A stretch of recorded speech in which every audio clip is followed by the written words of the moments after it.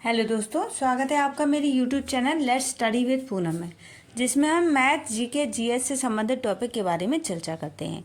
इसी श्रृंखला में आज हम गुजरात राज्य के बारे में और उसके कुछ महत्वपूर्ण शहरों के बारे में जानेंगे।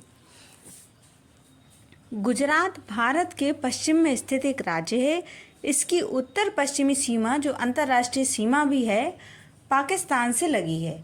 राजस्थान और मध्य प्रदेश इसके क्रमशः उत्तर और उत्तर पूर्व में स्थित हैं। महाराष्ट्र इसके दक्षिण में है। अरब सागर इसकी पश्चिमी दक्षिणी सीमा पर स्थित है। इसकी दक्षिणी सीमा पर दादर व नगर हवेली है। इस राज्य की राजधानी गांधीनगर है। विशाल सागर तट वाले इस राज्य में ऐतिहासिक युग के आरंभ होने से पूर्व अनेक विदेशी जातियां थल और समुद्र मार्ग से आकर स्थायी रूप से बसी हुई हैं। इसके उपरांत गुजरात में 28 आदिवासी जनजातियां हैं। जन समाज के ऐसे वैविध्य के कारण इस प्रदेश को भांति भांति की लोक संस्कृतियों का लाभ मिला है। गुजरात का इतिहास पाषाण युग के बस्तियों के साथ शुरू हुआ। इसके साथ चोल, कौथिक और कांस्य युग की बस्तियों जैसे सिंधु घाटी सभ्यता का यहाँ विस्तार हुआ। गुजरात का इतिहास ईसवी पूर्व लगभग 2000 वर्ष माना जाता है। माना जाता है कि श्री कृष्ण मथुरा छोड़कर सौराष्ट्र के पश्चिमी तट पर जा बसे, जो द्वारका यानी प्रवेश द्वार कहलाया। बाद के वर्षों में मौर्य, गुप्त और अनेक राजवंशों ने इस प्रदेश पर राज्य किया। चालुक्य राजवंश का शासनकाल गुजरात में प्रगति और समृद्धि का युग रहा है। राज्य में द्वारका, सोमनाथ, पालीताना, पावागढ़ आदि धार्मिक स्थलों के अलावा महात्मा गांधी की जन्मभूमि पोरबंदर तथा पुरातत्व और वास्तुकला की दृष्टि से उल्लेखनीय पाटन, सिद्धपुर, धुरनली, भदेई आदि कई सारे अहमदाबाद जैसे स्थान हैं। अहमदाबाद के बारे में हम सबसे पहले जानते हैं। अहमदाबाद या अहमदाबाद, जैसा कि गुजराती इसे पुकारना पसंद करते हैं, एक ऐसा शहर है जो मौज मस्ती, चनिया चोली के रंगों और गाठिया ऊंधियों के स्वाद की एक सुंदर तस्वीर पेश करते हैं। यह यूनेस्को द्वारा विश्व धरोहर शहर घोषित होने वाला दुनिया का पहला शहर है। सुल्तान अहमद शाह द्वारा इसकी अवधारणा और स्थापना की के समय से अहमदाबाद में निरंतर परिवर्तन होते हैं और हुए हैं, लेकिन इन सभी वर्षों में एक चीज़ जो स्थिर रही है वह है जीवन का जश्न मनाने और अपने वास्तुशिल्प चमत्कारों के माध्यम से अपनी विरासत को सुरक्षित करने के लिए शहर का प्यार। ये चमत्कार अब शहर का गौरव है और गुजरात के शीर्ष पर्यटक आकर्षण का केंद्र भी है। इसके अलावा शहर में कई पार्क और पानी की टंकियां हैं जो देखने लायक हैं। अहमदाबाद का नाम सुनते ही सबसे पहले महात्मा गांधी और साबरमती आश्रम का नाम दिमाग में आता है। कभी बापू का घर और भारतीय स्वतंत्रता संग्राम के संचालन का केंद्र रहा यह आश्रम साबरमती नदी के तट पर स्थित है।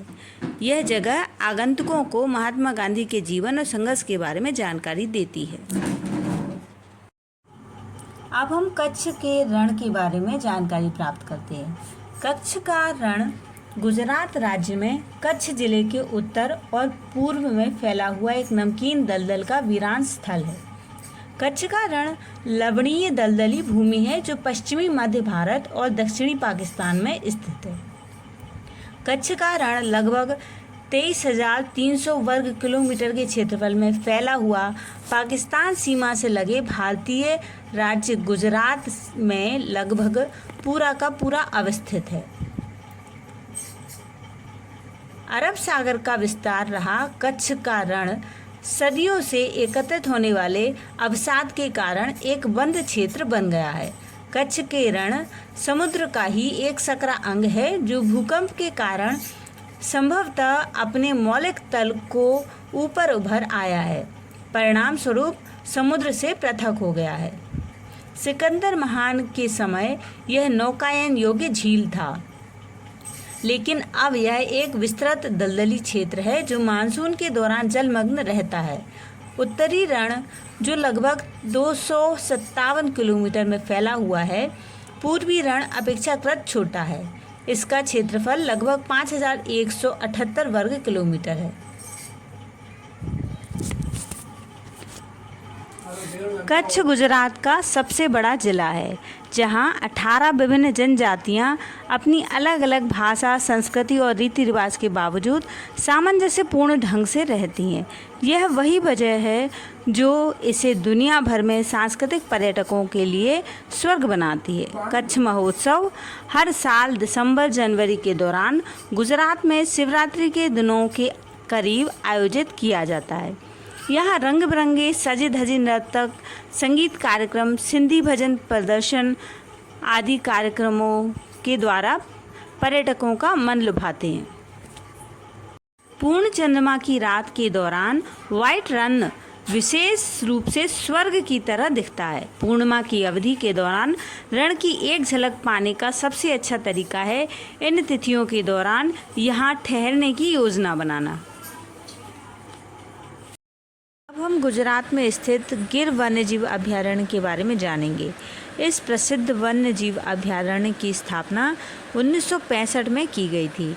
गिर को प्रसिद्ध एशियाई शेरों के लिए सबसे बड़े संरक्षण प्रयास के लिए जाना जाता है, जो लगभग 2 शताब्दियों पहले मध्य पूर्व के जंगल में स्वतंत्र रूप से घूमते थे। वर्ष 1884 से गिर राष्ट्रीय उद्यान लुप्तप्राय एशियाई शेरों का एकमात्र आवास रहा है। सन 1884 से गिर राष्ट्रीय उद्यान लुप्तप्राय एशियाई शेरों का एकमात्र प्राकृतिक आवास रहा है। गिर राष्ट्रीय उद्यान विश्व में एशियाई शेरों का जीवित आबादी वाला अंतिम निवास स्थान है। गिर राष्ट्रीय उद्यान में आकर्षक नील सरोवर झील के आसपास स्थित बहुत रमणीय स्थान है। एशियाई शेर और अफ्रीकी शेर दोनों एक ही प्रजाति के उप प्रजातियां हैं। यह ध्यान रखना महत्वपूर्ण है कि शेर एकमात्र सामाजिक बिल्लियां हैं जो समूह में रहती हैं, जिसे प्राइड कहा जाता है। एशियाई शेर कभी मध्य पूर्व से लेकर भारत तक में घूमते थे। अब इन शानदार जानवरों को केवल एक अंश ही जंगल में बचा है। अब हम गुजरात में स्थित सोमनाथ मंदिर के बारे में जानेंगे। सोमनाथ मंदिर हिंदुओं के लिए एक पावन स्थल है, क्योंकि मिथकों के अनुसार इसे शिव के 12 ज्योतिर्लिंगों में से पहला माना जाता है।